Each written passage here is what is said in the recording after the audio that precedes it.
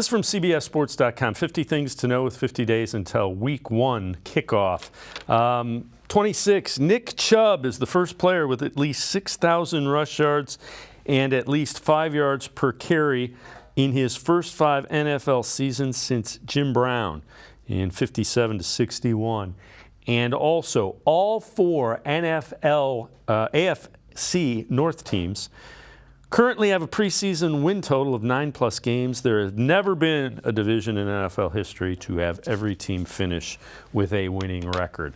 So, Scott, when we talk about Nick Chubb, if you're mentioned as the first guy to do something since Jim Brown, you're on track to be a Hall of Famer if you put up a couple more years like he's had. Yeah, that's exactly right. You know how it is. You get those notes at the end of every game, and it's Nick Chubb did this, and he moved up this list.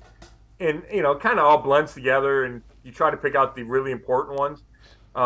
That's a really important one. And I'm glad you mentioned the Hall of Fame, because that's the first thing I thought of is, I think when you're in the middle of a career, sometimes it's hard to say, yes, he's on a Hall of Fame trajectory.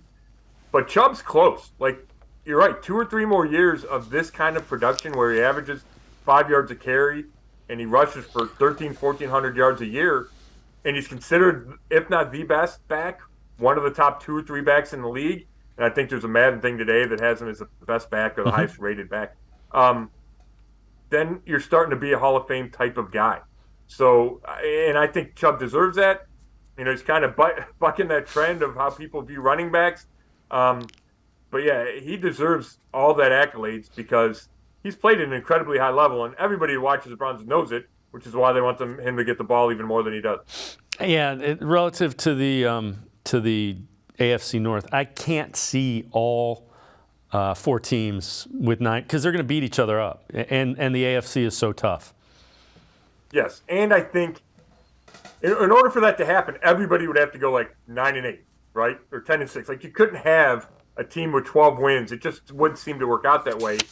And at least right now, it feels like Cincinnati's capable of getting to that 11-12 win total.